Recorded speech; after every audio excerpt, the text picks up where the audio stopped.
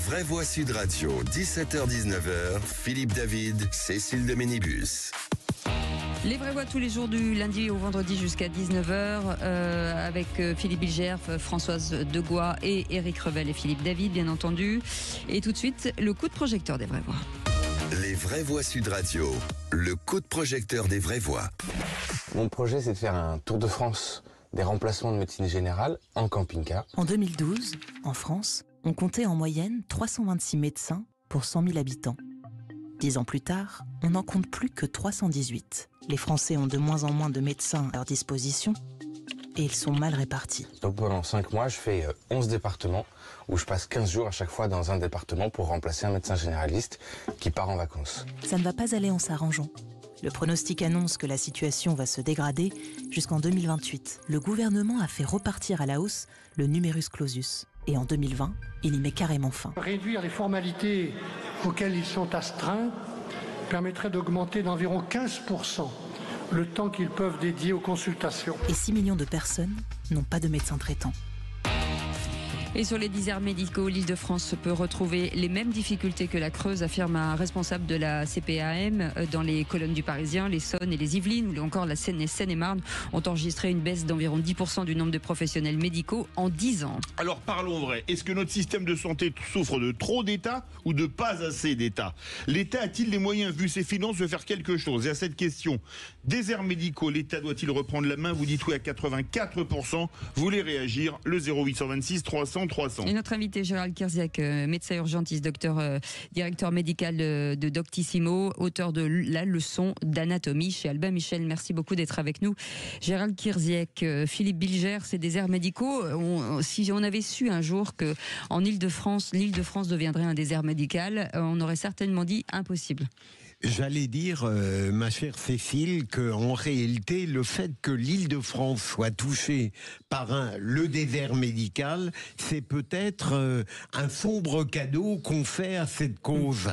Parce que peut-être tout ce qui se passait dans nos provinces, aussi déplorable que ce soit, n'était pas perçu à son exacte importance par les politiques qui pourtant, de gauche comme de droite, sont très sensibles, j'en suis persuadé, à la cause médicale. À partir du moment où l'Île-de-France est touchée, j'espère que la volonté politique et je dirais presque la sollicitude humaine que la classe politique a à l'égard de cette formidable profession et de ceux qui l'entourent se manifestera dans des actes. Ce qui me frappe, c'est un peu comme l'agriculture. Tout le monde est d'accord pour changer et pourtant rien apparemment ne se transforme. Françoise Degois. Alors, c'est vrai que c'est transpartisan. Mon ami, ce que je l'aime beaucoup, Guillaume Garot, qui est député socialiste, a fait justement tout un travail transpartisan à l'Assemblée nationale et il n'y a eu aucun problème. Et donc, il faut quand même saluer la classe politique sur cette question-là. Il y a une conscience de ça. Et après, mon sentiment est que l'intendance ne suit pas. J'attends avec impatience ce que dira Gérard Kirziak, mais la réalité, c'est que c'est pas un problème de c'est un problème de vocation qui est lié aussi à la façon dont on peut exercer ce métier. Moi, j'ai une amie qui est hospitalisée en longue durée à l'hôpital Necker. Écoutez, j'ai envie de faire des statuts tous les jours quand je vais la voir, aux infirmières, aux infirmiers, même pas simplement aux médecins. C'est pas possible.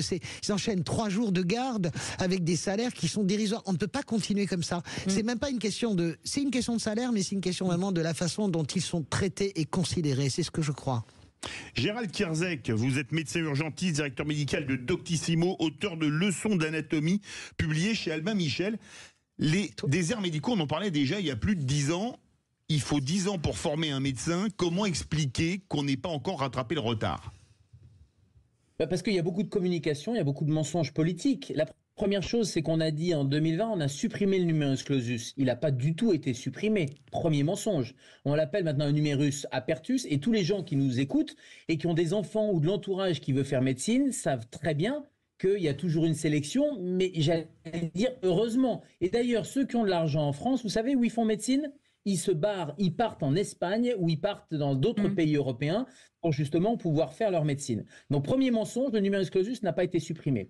Deuxième chose, il n'y a pas besoin de le supprimer. Je vais vous dire pourquoi. Ça a très bien été dit dans un des reportages là, qui viennent d'être passés. Le problème, c'est un problème de répartition sur le territoire. Répartition dans des zones où il manque de médecins, répartition au sein des spécialités, on manque dans certaines spécialités et notamment la médecine générale qui est désertée. Pourquoi? Parce que c'est un métier qui est difficile et qui est mal payé. Les collègues généralistes font ce qu'ils peuvent, ils sont obligés de faire de l'abattage. La consultation était à 25 €, elle a été augmentée là récemment, mais on reste sur des niveaux qui sont indécents avec un boulot qui n'est pas un boulot intéressant puisque globalement ils sont obligés de faire une espèce de... Ce sont des gardes de triage.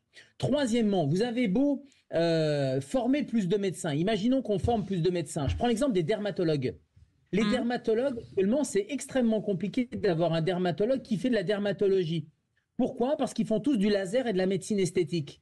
Parce que c'est beaucoup plus rémunérateur et la médecine dermatologique, la dermatologie cancéro par exemple, ou pour dépister les mélanomes, il faudrait la revaloriser pour que les dermatos qui font de l'esthétique puissent gagner leur vie en faisant leur vrai métier, c'est-à-dire de la dermatologie. Ce que je veux dire par là, c'est que vous avez beau ouvrir le robinet, si la baignoire, la bonde de la baignoire continue à ce qu'il y ait une fuite parce que les gens sont démotivés, parce que les gens font un autre exercice de la médecine plus rémunérateur, moins pénible, eh bien, ça va continuer. Vous aurez beau augmenter le nombre de médecins, vous allez baisser la qualité de formation, c'est ce qui est en train de se passer. Et puis, en plus, les gens continueront à partir des spécialités dont on a besoin. Ils continueront à fuir l'urgence, ils continueront à fuir la médecine générale, ils continueront à fuir les métiers qui sont pénibles et à responsabilité.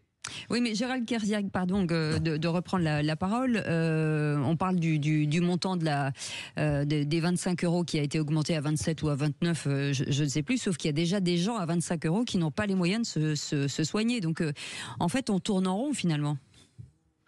Non mais, pardon, d'abord ces 25 ou ces 30 €, ils sont remboursés par la sécurité sociale et remboursés par la mutuelle. Alors c'est vrai que là, dans les dernières annonces qui ont été faites... Quand ils ont une mutuelle, ce qui n'est pas le cas pour tout le monde. Ils ont une mutuelle, je suis d'accord avec vous, mais il y a un reste à charge, le ticket modérateur qui va augmenter. Et ça va pénaliser effectivement les plus faibles d'entre nous. Mais le sujet, j'entendais tout à l'heure votre chroniqueur qui parlait du consentement à l'impôt. C'est un vrai sujet quand même, parce que la santé, c'est un sujet prioritaire. Il y a une étude qui vient de sortir, un sondage aujourd'hui, Ipsos, qui place la santé comme étant le thème prioritaire dans l'esprit des Français. C'est avant l'insécurité, c'est avant l'immigration, c'est un sujet de cohésion sociale. Tout le monde est d'accord pour être soigné et veut être soigné. Et c'est un sujet de consentement à l'impôt. C'est-à-dire que les gens voudraient bien payer un petit peu plus d'impôts ou de taxes si en face on avait le service médical qui était rendu. Or là, on est dans un système où ni les patients ne sont soignés et satisfaits, ni les professionnels ne sont soignés, ne sont satisfaits. Et Françoise le rappelait, les infirmières sont mal payées, le métier est pénible et en plus l'intérêt du métier devient extrêmement compliqué. Éric Revel. Oui, bon, moi, vous parliez des dermatos, ça m'a fait quand même un peu bondir, parce que si vous voulez, moi j'imaginais que, naïvement, que tous les praticiens avaient une conscience professionnelle. Un dermato, pardonnez-moi, qui est formé pour être dermato, pour repérer des basos ou des mélanomes, et qui se lance juste pour le fric dans de l'esthétisme et de la médecine esthétique, pardonnez-moi, mais je tombe quand même, je fais tomber de leur piédestal ces spécialistes en dermatologie, par exemple. Maintenant, sur le numerus clausus, je voudrais quand même vous dire une petite chose, vous n'êtes sans doute pas d'accord avec moi, c'est que même s'il n'a pas été supprimé, vous avez raison de le rappeler, c'est qu'en réalité, quand il a été mis en place il y a des années et des années, c'était aussi pour sauvegarder les parts de marché d'un certain nombre de médecins qui vivaient mieux que les autres et qui ne voulaient pas partager le gâteau. Donc là aussi, c'est une affaire de fric. Là aussi, c'est une affaire d'argent. Et les praticiens, évidemment, je ne les désigne pas tous du doigt en disant honte à vous, mais si vous voulez, là aussi, le patient trinque, il n'a plus de services d'urgence dans les hôpitaux publics, il n'a plus de médecins généralistes à trouver, et il s'aperçoit qu'en fait, cette profession est un peu comme les autres, c'est-à-dire qu'il y a une course au fric, il y a une course au gain. Pardon, un médecin, il doit gagner sa vie, et quand vous avez un dermatologue qui a fait Bac plus 12 et qui est payé à 40 € comme spécialiste, et à côté, il a le choix de la médecine esthétique, moi je peux comprendre les collègues qui ont aussi des charges immobilières. Je peux les comprendre quand ils vont sur une pratique plus lucrative. Le premier médecin, qui est le ministre de la Santé, l'ancien ministre de la Santé, qu'est-ce qu'il voulait faire? Oui, j'avais vu. Oui. Mais oui, c'est quoi comme exemple qu'on donne? Quant au numerus clausus, il n'a pas été créé, il n'a pas été créé par les médecins, il a peut-être été soutenu en son temps par certains médecins. Il a surtout été créé, mais il a surtout été créé parce qu'on s'est dit naïvement que si on avait plus de médecins, on avait plus de prescriptions, et donc il fallait diminuer le nombre de prescriptions et donc diminuer le nombre de médecins. C'est quand même le politique qui a mis ce numerus clausus. Et encore une fois, je pense qu'il ne faut pas augmenter le nombre de médecins. Il faut motiver dans des zones où on en a besoin, dans des spécialités où on en a besoin, avec des possibilités d'évolution de carrière. Vous savez, moi j'ai vécu 1 an au Canada. Au Canada, dans des endroits où personne ne veut aller, vous surpayez les gens, ils y vont pendant 5 ans, ils se font un petit pactole, ils peuvent repartir dans un autre endroit, et à ce moment-là, c'est des plus jeunes qui vont arriver. Et ça se fait sur la base du volontariat. Gérald, moi j'ai juste une question qui me taraude depuis que les rhumes ont repris. Est-ce que deuxième épidémie de Covid différent, SARS-CoV-22, je n'en sais rien, est-ce que nous sommes prêts? Ça c'est un vrai sujet pour moi, un vrai sujet d'angoisse. Est-ce que nous pourrions affronter une deuxième épidémie aussi forte? Non, mais vous savez, la ligne que j'ai tenue pendant toute la crise Covid, j'ai peut-être été un des rares à être modéré sur la crise, ni alarmiste, ni complotiste, c'est-à-dire de dire que la crise, elle n'est pas conjoncturelle liée à un virus, mais qu'elle est structurelle. On manque de médecins de première ligne, on manque de services d'urgence, on manque de services de réanimation. Les services de réa où on nous a bassiné la tête avec des 150% de taux de saturation, rappelez-vous, pendant la crise du Covid, vous reprendriez les mêmes chiffres. Aujourd'hui, on est toujours à 150% de saturation. C'est la moindre goutte, mais bien sûr, la moindre goutte d'eau, que ce soit une grippe, un Covid, une épidémie de je ne sais quoi ou la canicule, fait déborder le système. Et quand j'entendais le collègue que je connais un peu, qui fait le tour avec son camping-car pour remplacer les médecins généralistes, c'est formidable, chapeau bas à lui, etc.